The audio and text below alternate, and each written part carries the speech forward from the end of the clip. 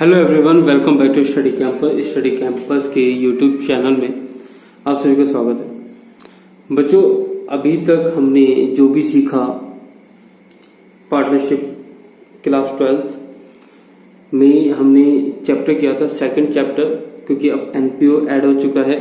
तो पहला चैप्टर आपका एनपीओ जो कि 10 मार्क्स का है, अब वो हम करेंगे बाद में, अभी नहीं करेंगे। और जब वो कराऊंगा मैं आपको, डेफिनेटली उसमें से एक भी मार्क्स आपका नहीं कटेगा। लेकिन अभी हम बात करते हैं सेकंड चैप्टर की, जो हम कर रहे हैं। इसमें 3 टॉपिक थे आपको: profit and loss appropriation account, past adjustment और गारंटी टू प्रॉफिट। अभी तक जो वीडियो अपलोड हुई है वो ही आपकी प्रॉफिट एंड लॉस एप्रोप्रिएशन की और पास्ट एडजस्टमेंट की। आपकी गारंटी टू प्रॉफिट मैंने वीडियो बनाई थी, बट समहाउ पता नहीं क्या हुआ, वो डिलीट हो गई। सो उसको दोबारा बना लेंगे, कोई इश्यू नहीं है उसमें। लेकिन बात आती है अब हमारी डाउट क्लास की। मैंने आपको profit and loss appropriation account करने के लिए कहा था कि इसकी वीडियो मैंने बनाई हुई है, इसमें से आप देख लो और सीख लो। उसमें क्वेश्चंस भी मैंने आपको गिवन किए थे वीडियो के अंदर ही, आप वहां से भी क्वेश्चन देखो और उसको नोट डाउन करो, साथ साथ उसका सोल्यूशन भी करो। अगर आंसर आ जाता है अच्छी बात है, नहीं आता डाउट पूछ सकते हो तो बिल्कुल। बादल ने मुझसे डाउट पूछी है, बाकी बच्चे कहाँ पर है मुझे नहीं समझ में आ रहा है। बच्चों, आप सभी बहुत ही हल्के में ले रहे हो पढ़ाई को, लिटरली। आपको देखो, इतना तो आपको समझ में आना चाहिए, आप क्लास 12th में आ चुके हो। भले रिजल्ट नहीं आया कई बच्चों का, लेकिन जिन बच्चों का रिजल्ट आया उनके लिए तो और ज्यादा सीरियस पॉइंट है ये। और जिनका रिजल्ट नहीं भी आया है, बट फिर भी मैं इतना मुझे भरोसा है कि आप सभी बच्चे पास हो, क्योंकि अगर फेल होते तो कहीं ना कहीं कोई ना कोई बात आपको बता दी जाती। अब अगर आपसे अगर तैयारी करवाई जा रही है 12th की, तो आप खुद समझ जाओ कि आपसे अगर तैयारी करवाई जा रही है तो इट मीन्स उनके दिमाग में चल क्या रहा है। सीबीएसई के दिमाग में अल्टीमेटली यही चल रहा है कि इन सभी बच्चों को पास कर दो। रीजन क्या है? क्योंकि अब अगर जिस बच्चे की कंपार्टमेंट भी आई है तो टाइम ही नहीं है उसका पेपर देने के लिए। आप उसका पेपर लोगे कब? अगर किसी बच्चे की कंपार्टमेंट आती है तो आप उस बच्चे का पेपर लोगे कब? कब रिजल्ट डिक्लेयर करोगे? कब उसकी पढ़ाई शुरू करोगे? तो अल्टीमेटली यहाँ पर आप सभी को एडवांटेज मिला है और सभी बच्चे पास हैं यहाँ पे। तो बेफिक्र होकर तैयारी में लग जाओ। और 12th क्लास है बच्चे, बहुत इंपॉर्टेंट क्लास है। पता नहीं क्यों आप सीरियसली नहीं ले रहे हो इन सब बातों को। आगे चल के बहुत प्रॉब्लम होगी 12th में। अगर मार्क्स अच्छे आ गए तो लाइफ कहीं ना कहीं बन जाएगी आपकी, लेकिन और नहीं मार्क्स आएंगे तो बेटा यहीं पर घूमते मिलोगे गलियों में और कुछ नहीं होगा। अभी व्हाट्सएप पे बात हो रही थी, तभी मैंने ये कहा था कि मेरे पास इतने स्टूडेंट्स हैं, उसमें से अभी अगर मैं देखूं तो किसी की भी लाइफ सेट नहीं हुई है, सभी धक्के खा रहे इधर से उधर। रीजन क्या है? सभी ने अपने जो भी 12th क्लास के जो भी सब्जेक्ट्स थे उन सभी को सीरियसली नहीं लिया। और इसीलिए मैंने आपके लिए कोशिश किया है कि इको की और बिजनेस की वीडियोस बनाने की, लेकिन टाइम नहीं मिल पाता। कभी मेरी भी तबीयत खराब हो जाती है अभी बीच में, और समाव फैमिली की भी हो ही जाती है किसी भी तरीके से, तो थोड़ा टाइम मतलब नहीं मिलता इतना। और लेकिन फिर भी जो भी टाइम मिलता है मैं उसमें कोशिश करता हूँ आप सभी को पढ़ाने की। तो बच्चे बहुत सीरियस हो जाओ, और जो बच्चे वीडियो नहीं देख रहे हैं उनके लिए स्पेशली वार्निंग है। बेटा, जब लॉकडाउन खत्म होगा उस टाइम हमारे पास सिलेबस को रिवीजन करने का टाइम नहीं मिलेगा। अभी जो मैं आपको पढ़ा रहा हूँ बेटा, जल्दी जल्दी पढ़ते जाओ, खत्म करते जाओ। अभी चैप्टर हमारा 3 से 4थे चैप्टर पे हमें पहुंचना चाहिए था, लेकिन आप सभी बच्चों की वजह से मैंने आगे तक वीडियो नहीं बढ़ाई। अभी वहीं पर ही है हम, ताकि आप सभी बच्चों के डाउट क्लियर हो सके। स्पेशली लाजवंती के जो बच्चे नांगल के, बेटा पढ़ना शुरू करो। आप में से शायद किसी ने भी वीडियो नहीं देखी अभी तक। पता नहीं कौन सी दुनिया में खोए हुए हो, क्या सोच के बैठे हो, कुछ समझ ही नहीं आता है मुझे आप सभी बच्चों का। पढ़ना शुरू करो। क्वेश्चंस आपको इस वीडियो में ही मिलेंगे, आप इसी में से सॉल्व करो। आंसर भी गिवन है। नहीं कोई क्वेश्चन समझ में आता तो मुझे बताओ। आप सभी के लिए वीडियो है, पता नहीं फिर भी पता नहीं कहाँ आपका दिमाग है। चलिए स्टार्ट करते हैं वीडियो को। आपको तो लेक्चर देते देते बोलो मैं तो बुढ़ा हो जाऊंगा एक दिन। हाँ, तो बेटा जो डाउट है बादल का, वो डाउट है बच्चे क्वेश्चन नंबर 11 का था उसमें। तो चलिए डायरेक्ट बुक के ऊपर आ जाते हैं। वो क्वेश्चन कैसे करना है वो देखते हैं बेटा। Question number 11, Ram and Mohan, 2 partners, draw for private use. Private use means drawings, ₹1,20,000 and ₹80,000. बोला हुआ है राम और मोहन दो पार्टनर्स है और वो 1,20,000 और 80,000। राम निकाल रहा है 1,20,000 और मोहन निकाल रहा है 80,000 रुपये ड्राइंग्स के। अब इसने किस हिसाब से निकाले वो हमें नहीं पता, मतलब कहने का ये है कि इन्होंने मंथली निकाला, कैसे निकाला अभी हमें नहीं पता। ठीक है, interest is chargeable 6% per annum on the drawings, what is the total interest. अब देखो बच्चों, यहाँ पे हमें गिवन नहीं है कि मंथली है, क्वार्टरली है, टाइम पीरियड हमें अच्छे से नहीं पता। तो जब आपको टाइम पीरियड अच्छे से नहीं पता हो प्लस यहाँ पे पर एनम भी दे रखा हो, ये ध्यान रखना पर एनम दे रखा हो, इसको किस तरह से सॉल्व करते हैं वो मैं आपको सिखाता हूँ। तो पहली कंडीशन क्या कि यहाँ पे आपको टाइम पीरियड नहीं पता कि वो मंथली निकाल रहा है, क्वार्टरली निकाल रहा है, और अगर मंथली दे भी रखा हो तो यहाँ पे ये भी स्पेसिफाई करना बहुत जरूरी है कि वो बिगिनिंग कर रहा है, मिडिल कर रहा है या एंड कर रहा है। अगर आपको मेरी बात समझ में नहीं आ रही तो बेटा पहले की वीडियो देखो तो आपको समझ में आने लग जाएगा। अच्छा, अगर आपको स्पेसिफाइड पीरियड नहीं पता टाइम, तो ऐसे में और प्लस इंटरेस्ट रेट के साथ पर एनम, ये दोनों चीजें अगर हो तो आपको किस हिसाब से सॉल्व करना है वो मैं अब आपको बताता हूँ।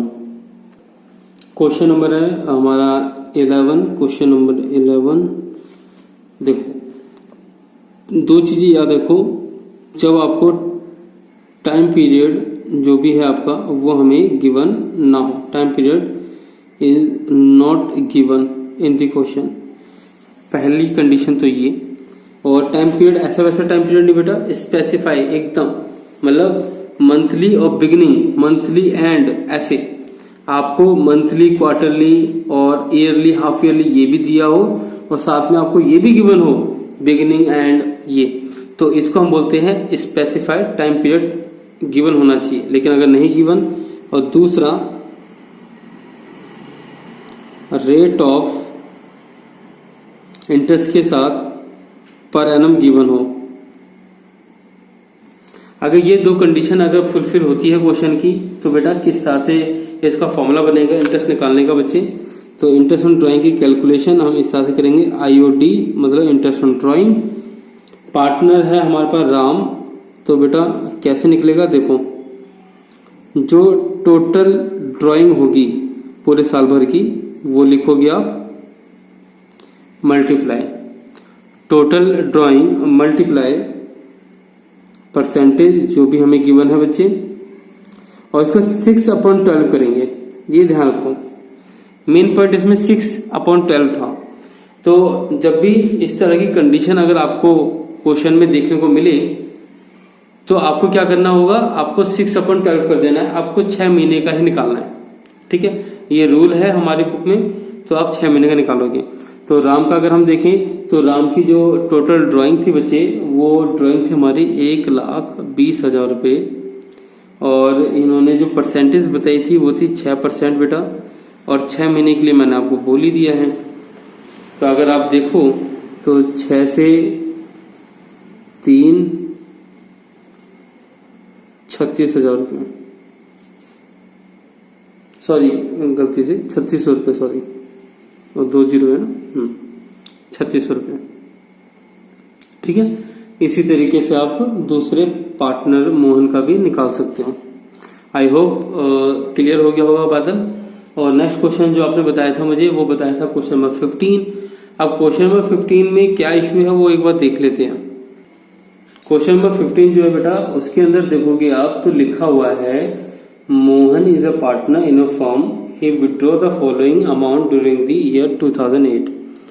अब यहाँ पे अगर आप देखोगे फरवरी 1 में निकाल रहा है, मई में निकाल रहा है, फिर जून 30 में, तो यहाँ पर आपका जो डेट है वो उसकी फिक्स नहीं है, इंटरेस्ट ऑन ड्राइंग की डेट फिक्स नहीं है। और जब मैंने आपको कैलकुलेट करना सिखाया था तो मैंने आपको बताया था कि या तो मंथली या तो क्वार्टरली या तो हाफ ईयरली ऐसे कुछ निकालेगा। लेकिन अगर आप देखो फरवरी और मई के बीच में कितने महीने का गैप, और देन फिर मई और जून के बीच में गैप, तो गैप भी मेंटेन नहीं कर पा रहा है। ठीक है, एक तो मंथ के बीच में जो भी वो इंस्टॉलमेंट निकाल रहा है ड्राइंग्स की, उसमें भी गैप मेंटेन करके रखना चाहिए।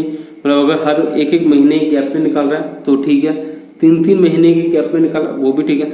लेकिन अगर कभी 1 महीने के गैप में, कभी 6 महीने के, कभी 3 महीने के, तो ऐसे में जब ये कंडीशन हो जाती है, और कभी बिगिनिंग में निकाल रहा है, कभी एंड में निकाल रहा है, राइट, और जो अमाउंट है वो भी सेम नहीं है। जब ये सारी जब कंडीशन आती है तो ऐसे में लगता है प्रोडक्ट मेथड। ठीक है, उसका एग्जांपल मैंने आपको करके दिखाया था, सेम वैसे ही क्वेश्चन होगा। मैं आपको दिखा भी देता हूँ इसको किस तरह से करना होता है, लेकिन इस क्वेश्चन को मैं सॉल्व नहीं करूंगा, पहले आप सॉल्व कर लेना। क्यों? क्योंकि मैं आपको दिखा देता हूँ इसको सॉल्व करना है कैसे, बस। ठीक है, उस हिसाब से आप कर लेना। ठीक, तो चलते हैं इलस्ट्रेशन के ऊपर कि इसको किस तरह से करना होता है। ध्यान रखो एक बात और कि product method interest on drawing का लगता कब है? वो लगता तब है जब टाइम पीरियड जो है वो फिक्स ना हो। कभी फरवरी में निकाल रहा है, कभी जून 1 तारीख को निकाल रहा है, कभी 30 तारीख को निकाल रहा है। फरवरी और मई के महीने में गैप, और मई और जून के बीच में, और जून से अक्टूबर के बीच में, अक्टूबर से दिसंबर के बीच में, ये जो मंथ के बीच में जो गैप है वो भी इक्वल नहीं है। एक तो जब ड्राइंग निकाले तब इक्वल डिस्टेंस हो हर एक इंस्टॉलमेंट में, और दूसरा अमाउंट भी सेम होना चाहिए हर बार। अगर 10,000 निकाल रहा है तो 10,000 ही निकालता चला जाएगा, 20,000 तो 20,000 ही निकालता चला जाएगा। अमाउंट भी यूनिफॉर्म नहीं है, अमाउंट भी सेम नहीं है, और टाइम जो फैक्टर है बीच में वो इंटरवल टाइम फैक्टर, तो वो भी सेम नहीं है। तो ऐसी कंडीशन में लगता है product method interest on drawing का, और वो किस तरह सॉल्व होगा वो देखते हैं बेटा इलस्ट्रेशन में। देखो बेटा इलस्ट्रेशन में 18 यहाँ पर लिखा हुआ है, in a partnership partners are charge interest on drawing at 15% per annum during the year ended 31 December 2009। Partner draw as follows. अब देखो किस तरह से वो ड्राइंग निकाल रहा है वो देखो, और आप रिलेट कर पाओगे आप क्वेश्चन को। तो देखो कभी फरवरी में निकाल रहा है, कभी मई में निकाल रहा है, कभी जून, तो कभी 1 तारीख तो कभी 30 तारीख। अगर आप दोनों महीने के गैप में अगर देखोगे, इसके और इसके गैप में और इसके और इसके बीच में कितने महीने का गैप आ रहा है, तो जो गैप है वो भी कंसिस्टेंट नहीं है। और अमाउंट देखो तो अमाउंट भी सही नहीं है, अमाउंट भी चेंज होता चला जाएगा। ठीक है, तो जब भी इस तरह से क्वेश्चन आपको गिवन होगा तो आप बनाओगे बेटा ये प्रोडक्ट मेथड, ये मेथड बेटा ये करोगे आप, एक टेबल बनाओगे, यहाँ पे डेट लिखोगे कब कब उसने ड्राइंग्स की है, और जो अमाउंट है वो लिखोगे। अब आपको करना क्या होगा, जिस डेट को उसने ड्राइंग्स निकाली है उस डेट से लेकर 31 मार्च तक, अगर दिसंबर है क्वेश्चन में तो दिसंबर तक, अगर मार्च में साल का एंड हो रहा है तो मार्च तक। तो यहाँ पे दिसंबर में खत्म हो रहा था ईयर, तो फेब से दिसंबर तक कितने मंथ होते हैं वो लिखो यहाँ पे। अब 1 तारीख है तो फरवरी का महीना भी काउंट होगा, तो 11 महीने हो गए। ऐसे ही 1 मई से दिसंबर 31 तक कितने महीने हो गए? 8 महीने हो गए। ऐसे 31 दिसंबर कुछ भी नहीं हुआ तो 0 हो गया। आगे आपको इनको मल्टीप्लाई करना है, जैसे 2000 को 11 से मल्टीप्लाई कर दिया 22,000 आ गया, 5,000 को मल्टीप्लाई कर दिया 8 से, कितना आ गया आपका? 40,000 आ गया। ठीक है, इस तरीके से आपने किया। इस तरीके से बेटा करने के बाद आपको करना क्या है, आगे आपको इसको टोटल करना होता है। कर लिया टोटल? ठीक है, अब जब इसका टोटल करोगे तो इसका इंटरेस्ट रेट था 15%, तो बेटा आप 15% से मल्टीप्लाई करोगे। और साथ में एक बात याद रखो, आप मात्र 1 महीने का ही इंटरेस्ट निकालोगे। किसका निकालोगे? 1 महीने का। तो मैं आपको आप कॉपी में लिख के दिखा देता हूँ किस तरह से। ध्यान रखना, इसका टोटल कितना है? 86, और 15% हमें बोला हुआ है, तो इसको फॉर्मूले में किस तरह से पुट करेंगे वो देखो, सॉल्व करके देखते हैं। मैं आपको फॉर्मूला बता रहा हूँ कि किस तरह से फॉर्मूले में उसको पुट करेंगे बेटा। तो इंटरेस्ट ऑन ड्राइंग अगर हमें निकालना हो तो निकालने का फॉर्मूला क्या हो गया, जो अमाउंट था वो था 86,000 जो हमने टोटल किया। उन्होंने हमें जो परसेंटेज बताई थी वो थी 15%, और यहाँ पे अब आ जाता है टाइम पीरियड। तो टाइम फैक्टर क्या था, मैंने आपको बताया था 1 महीने का निकालोगे, ये ध्यान रखना बस। ठीक है, तो इसको बोलते हैं बेटा प्रोडक्ट मेथड। ये हमारा प्रोडक्ट मेथड कहलाता है। इसमें बच्चे गलती मत करना, ठीक है। और ये क्वेश्चन आपको इम्पोर्टेंट बन जाता है, क्योंकि लास्ट टाइम भी मैंने देखा था ये इस क्वेश्चन के ना आपको फिल द ब्लैंक्स आ जाते हैं, ठीक है, क्योंकि इसमें टेबल बनी हुई है इस वजह से। बाकी जब क्लास जब स्टार्ट होगी तब मैं आपको एक बार और बता दूंगा रिवीजन के टाइम पर किसको किस तरह से करना है एग्जाम से पहले, ठीक है। लेकिन ये बात याद रखना कि प्रोडक्ट मेथड इस तरह से सॉल्व होता है। और ये कब होता है, ये इसके बेटा 2 रीजन है जब ये फॉर्मूला यूज होगा, ये ध्यान रखना। पहला जो पॉइंट है इसका, ये फॉर्मूला कब यूज होगा बेटा, पहला जब आपका अनइक्वल, क्या बेटा, अनइक्वल अमाउंट हो ड्राइंग्स का, कभी 10,000 कभी 2,000 कभी 50,000, मतलब आपका अमाउंट वो इक्वल नहीं है, ठीक है। और दूसरा पॉइंट जो है बेटा इसका, जब आप कहोगे कि इसमें प्रोडक्ट मेथड यूज होगा, तो जब बेटा जो इंटरवल है, जो टाइम इंटरवल मैं कहूँगा इसको, जो आपका टाइम इंटरवल है इंटरवल 2 इंस्टॉलमेंट में, मतलब 2 ड्राइंग के बीच में जो इंटरवल है वो सेम ना हो। कभी 2 महीने का गैप आ रहा है, कभी 3 महीने का गैप आ रहा है। तो जब ये भी सेम नहीं होता तो ऐसे में बनता है हमारा प्रोडक्ट मेथड का लगाना, तो आप उसको यूज करोगे। आई होप आपको ये क्लियर हो गया हो। तो अब चलते हैं नेक्स्ट क्वेश्चन, जो बादल का कंफ्यूजन था, अब वो उसको भी सॉल्व करते हैं। तो चलिए बुक को देखते हैं कि उसमें कौन सा क्वेश्चन पूछा था बादल ने। क्वेश्चन नंबर 13 पूछा था बादल ने, लिखा है A and B are 2 partners sharing profit equally. A draw regularly 400 at the beginning of every month for the 6 month. अभी जो हमने फॉर्मूला जो हमने यूज किया था पिछले वीडियोस में, जहां पे मैंने आपको इंटरेस्ट ड्राइंग निकालना सिखाया था, उसके अंदर बेटा जो टाइम फैक्टर आता था वो आता था पूरे साल भर का। हम मान के चलते थे कि आपने पूरे साल भर जो ड्राइंग निकाली है तो वो टाइम इंटरवल जो टाइम फैक्टर है वो किस तरह से हम उसको यूज करेंगे। लेकिन अब यहाँ पर आप सिर्फ 6 महीने के लिए ही निकाल रहे हो, तो ऐसे में किस तरह से उसको सॉल्व करेंगे, अब वो मैं आपको टेबल के माध्यम से थोड़ा समझाने की कोशिश करूंगा। तो कॉपी पे चलते हैं, लेकिन उससे पहले एक बार क्वेश्चन पूरा पढ़ लेते हैं। ए और बी है और वो कह रहा है कि उनका जो प्रॉफिट शेयरिंग रेशियो इक्वली है।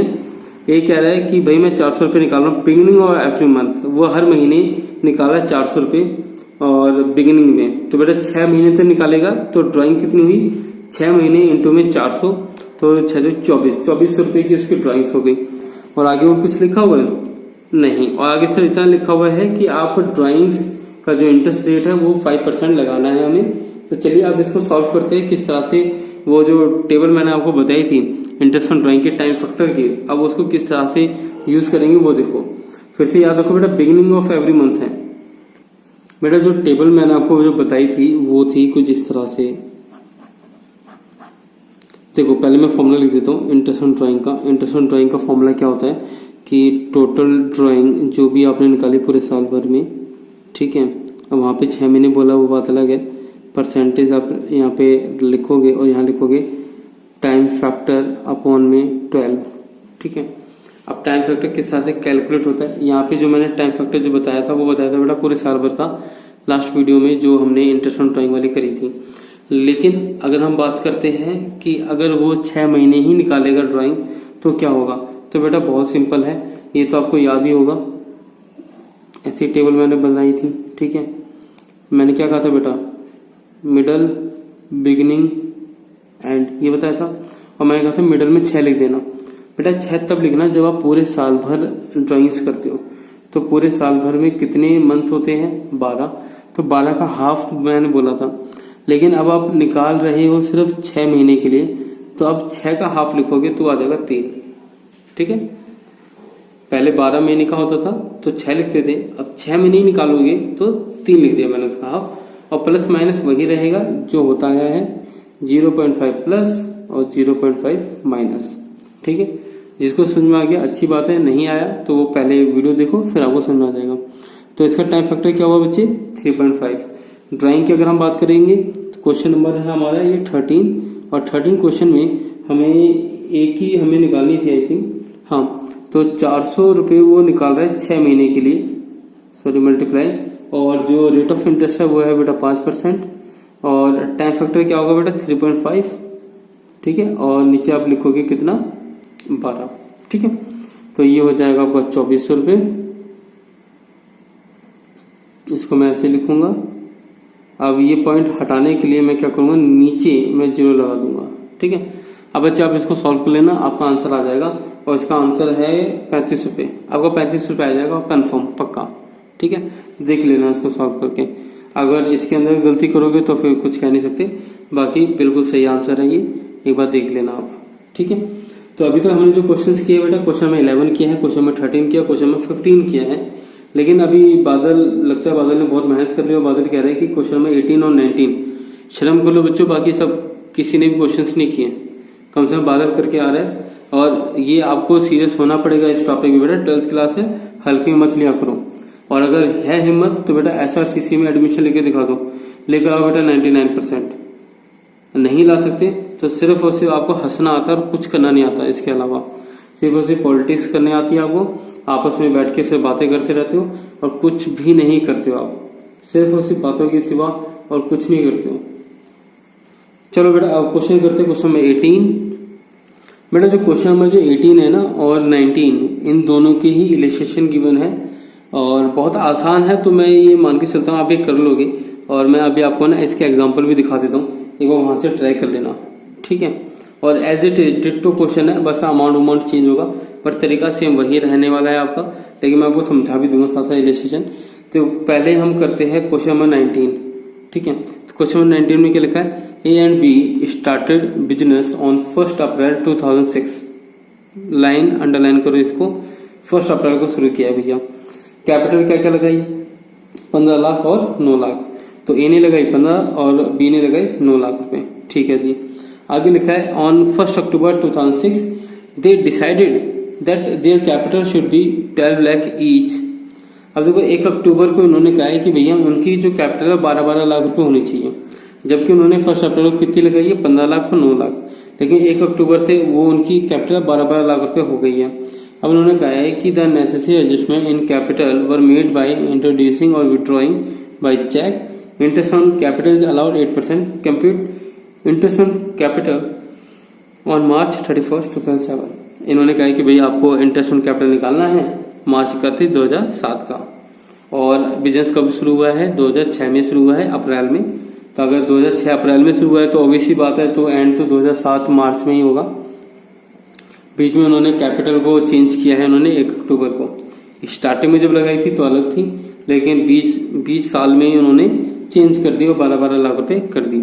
अब ऐसी कंडीशन में आप इंटरेस्ट किस तरह से निकालोगे। चलो ये क्वेश्चन तो आपको सॉल्व करके दिखा देता हूँ, ये तो बहुत ही इजी क्वेश्चन है। तो चलिए इसको कॉपी में सॉल्व करते हैं। क्वेश्चन हमारा 19, क्वेश्चन नंबर 19 बेटा। और देखो इसको ना इस तरीके से आपको समझना है। पहले तो मैं आपको फॉर्मूला बता देता हूँ बच्चे, इंटरेस्ट ऑन कैपिटल का फॉर्मूला क्या होता है। आई होप आप सभी बच्चे इंटेलिजेंट और आप सभी को ये टॉपिक आता हो। तो जो कैपिटल है बेटा वो लिखोगे, परसेंटेज लिखोगे साथ में, ठीक है। अरे मैंने 10 लिख दिया, परसेंटेज लिखोगे बेटा साथ में। और एक चीज और लिखोगे वो होगा बेटा आपका टाइम फैक्टर। नॉर्मली तो पूरे 12 महीने ही होते हैं क्योंकि 1 अप्रैल में लगाता है वो। और एक बात याद रखना बच्चे, ओपनिंग कैपिटल पे ही इंटरेस्ट कैलकुलेट होता है। अगर एडिशनल कैपिटल लगाता है तो बात अलग है, लेकिन हमेशा अगर आपको क्वेश्चन में क्लोजिंग कैपिटल गिवन हो तो आपको ओपनिंग कैपिटल पहले निकालनी पड़ेगी और उसके बाद जाके आप उस पर इंटरेस्ट निकालोगे। तो जब आप क्वेश्चंस करोगे और ऐसे में अगर आपको कोई क्लोजिंग कैपिटल अगर देखने को मिले और क्वेश्चन आपको समझ में ना आए तो बिल्कुल मुझे पूछिए और मैं आपको आंसर करने की पूरी कोशिश करूंगा बेटा। अब बात आती है, फॉर्मूला आपके सामने है, ठीक है। ए का मैं मान के चल रहा हूँ, एक ने स्टार्ट किया है 2006 में अप्रैल में बेटा। और कैपिटल इसकी कितनी थी बच्चे, कैपिटल थी इसकी 15 लाख रुपए। कितनी थी, 15 लाख रुपए। लेकिन 2007 मार्च तक जाते जाते इसकी कैपिटल कितनी होगी, 12 लाख रुपए हो गई ईच बोला था। तो इसका मतलब चेंज कहाँ हुई, अक्टूबर में हुई। कहाँ हुई चेंज, अक्टूबर में हुई। तो जो 15 लाख है बेटा वो अप्रैल से अक्टूबर तक चला और अक्टूबर में वो बदल के कितनी होगी, 12 लाख रुपए होगी। तो अगर मैं कहूं इंटरेस्ट में कैपिटल निकालने की तो सबसे पहले तो बेटा 15 लाख पे निकालोगे। परसेंटेज हमें गिवन है 8%। कितने टाइम पीरियड के लिए बेटा, 15 लाख रुपए की कैपिटल कब तक रही थी उसकी, अक्टूबर तक की। तो अप्रैल से अक्टूबर कितने हो गए, 6 महीने हो गए, ठीक है। यहाँ पे समथिंग कुछ अमाउंट आ जाएगा। और फिर आप कहोगे कि सर 12 लाख हो गई थी उसके बाद। हमने कहा ठीक है 12 लाख हो गई, कोई बात नहीं। अब 12 लाख कब से कब तक हुई है, अक्टूबर से मार्च तक हुई है, तो अगेन 6 महीने हो गए। तो यहां से यहां पे 6 महीने और फिर यहां से यहां पे 6 महीने। फर्क कितना है कि यहाँ पे 15 लाख पे होगा और यहाँ पे 12 लाख पे होगा। तो अब आप 6 महीने का दोबारा निकाल दोगे तो यहाँ पे समथिंग कुछ अमाउंट आ जाएगा। इसका टोटल करोगे तो वही आपका आंसर होगा, ठीक है। इसी तरीके से बी का भी करना है। तो आई थिंक अभी क्लियर हो गया होगा आपको। चलो अब क्वेश्चन करते हैं, क्वेश्चन नंबर 18 जो बादल का लास्ट जो डाउट था अब वो देखते हैं हम। क्वेश्चन है बेटा 18, X and Y contribute 20,000 and ₹10,000 respectively. X ने कैपिटल लगाई है 20,000 की, वाई ने लगाई है 10,000 रुपए की। आगे लिखा हुआ है they decide to allow interest on capital 6%। भैया इंटरेस्ट ऑन कैपिटल के लिए भी बोल दिया कि भैया 6% दे देना। हमने कहा ठीक है भैया दे देंगे। आगे बोला हुआ है their respective share of profit is 2:3 और इन्होंने प्रॉफिट जो बांटना है वो 2:3 रेशियो में बांटना है। And the business profit before interest for the year 1500 रुपए और इन्होंने बोला है कि जो प्रॉफिट है बिजनेस का वो 1500 रुपए का है। हमने कहा चलो कोई बात नहीं। आगे क्या लिखा है बेटा? आगे लिखा है show the distribution of profit. ओहो भैया क्वेश्चन कह रहा है कि प्रॉफिट डिस्ट्रीब्यूट करके दिखाओ।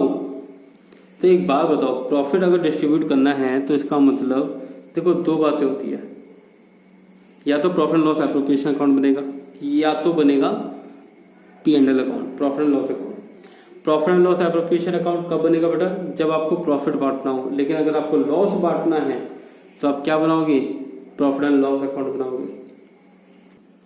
जब भी लॉस बांटोगे तो कहाँ क्या बनाओगे बेटा? प्रॉफिट एंड लॉस अकाउंट बनाओगे। और जब प्रॉफिट बांटना होगा तो profit and loss appropriation account बनाओगे। ये ध्यान रखना, ठीक है। अब ये क्वेश्चन मैं आपको करके नहीं दिखाऊंगा, इसको मैं आपको एग्जांपल दिखाऊंगा और एग्जांपल को सबसे पहले करना और फिर ये क्वेश्चन अल्टीमेटली आपसे हो जाएगा, ठीक है। तो चलिए इलस्ट्रेशन पे लेके चलता हूं मैं आपको। बेटा देखो ये क्वेश्चन आपको इलस्ट्रेशन देखने को मिल रही है 22 और अगर आप इसको देखोगे तो इसमें भी कुछ ऐसे ही बोला हुआ है। अमाउंट अलग है बस। ए एंड बी कंट्रीब्यूट 40,000 20,000 ये उनकी कैपिटल है और आगे क्या लिखा हुआ है 6% इंटरेस्ट के लिए उन्होंने हाँ बोल दी है। प्रॉफिट 2:3 है। आगे लिखा हुआ है कि जो प्रॉफिट है वो है 3,000 रुपये बिजनेस का और आगे उन्होंने वही बोला हुआ है। आगे क्या लिखा हुआ है show the relevant account to allocate interest on capital if the partnership deed is silent about the treatment of interest on capital. Second if interest is charge as per the partnership deed. Charge का मतलब क्या होता है बेटा? Charge का मतलब होता है कि चाहे प्रॉफिट हो चाहे लॉस हो वो आपको देना ही पड़ेगा।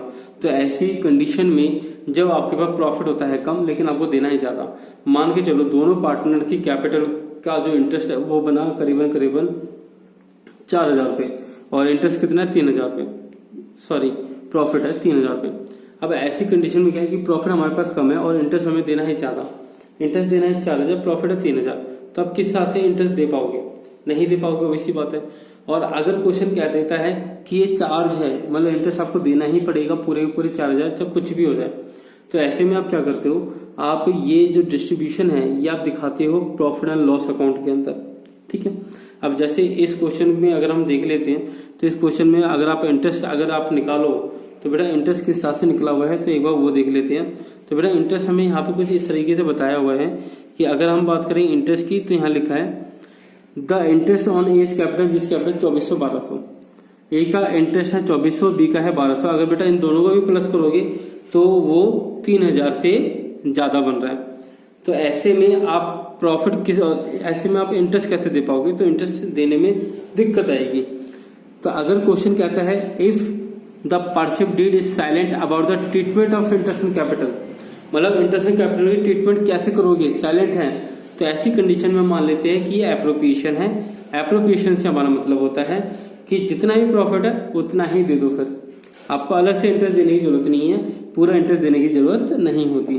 तो जरूरी नहीं है कि इसको 2400 ही मिले इसको 1200 ही मिले, जितना प्रॉफिट है उतना बांट दो। तो 3,000 ही हम बांट देंगे, नाम लेके इंटरेस्ट में कैपिटल का आएगा। आप कहोगे कि सर 3,000 बांटेंगे कैसे? तो बेटा 3,000 बांटने का तरीका क्या होगा कि जो इनका जो इंटरेस्ट में कैपिटल है उसका रेशियो निकालो। तो 2400 और 1200 कितना हुआ? 0 से 0 कट गया, ये 12 से जाएगा, 12 से 24, 12 कम 12, तो 2:1 रेशियो बना 2:1। तो अगर आप इसको 2:1 से अगर करोगे तो बेटा इसका 2,000 इसका 1,000 आ जाएगा। ध्यान रखना ऐसी रेशियो को हम बोलते हैं एप्रोप्रिएशन रेशियो। क्या बोलते हैं? Appropriation ratio. ये कंडीशन कब आई? जब आपके पास प्रॉफिट कम था और इंटरेस्ट था ज्यादा देने के लिए। और ऐसी कंडीशन में हमें क्वेश्चन में बोला हुआ है कि इंटरेस्ट ऑन कैपिटल की आप ट्रीटमेंट किस तरह से करोगे वो हमें नहीं पता, वो एक तरह से लाइक एप्रोप्रिएशन है, मतलब जितना प्रॉफिट है उतना ही दे दो, आपको पूरा इंटरेस्ट देने की जरूरत नहीं पड़ेगी। तो आप क्या करोगे? जो भी आपको इंटरेस्ट गिवन है उसी का ही आप रेशियो बना दोगे और उस रेशियो को प्रॉफिट से बांट के यहाँ पे लिख दोगे। हेडिंग इंटरेस्ट में कैपिटल की ही आएगी, ठीक है। ये बात समझ में आ गई। लेकिन अगर क्वेश्चन कहते हैं चार्ज है, क्वेश्चन कहते हैं चार्ज है, तो ऐसे में बेटा आप बनाओगे प्रॉफिट एंड लॉस अकाउंट। ऐसे बनाओगे प्रॉफिट एंड लॉस अकाउंट और प्रॉफिट जो आपको गिवन था वो यहाँ लिखोगे और इंटरेस्ट में कैपिटल आपको जो देना था 2400 1200 वो दे दो। वो दे दो बेटा पूरा पूरा। और फिर यहाँ पे बैलेंसिंग फिगर से 600 बच्चे का, ऑब्वियस सी बात है यार, आपको 3600 तो आपको इंटरेस्ट देना है, प्रॉफिट 3000 है, तो 600 का तो लॉस होगा आपको, तो बेटा ये नेट लॉस हो जाएगा। प्रॉफिट एंड लॉस अकाउंट में नेट प्रॉफिट आता है तो नेट लॉस आता है, तो ये क्या आ जाएगा, नेट लॉस आएगा।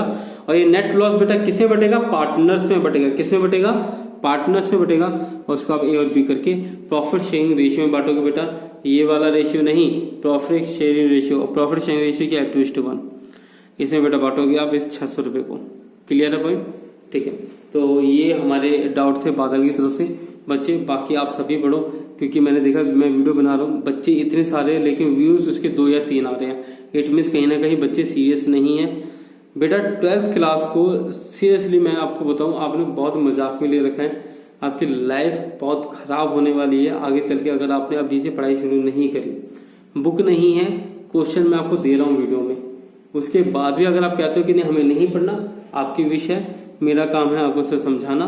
समझ में आता है तो ठीक है, नहीं समझ में आता तो कोई बात नहीं बेटा।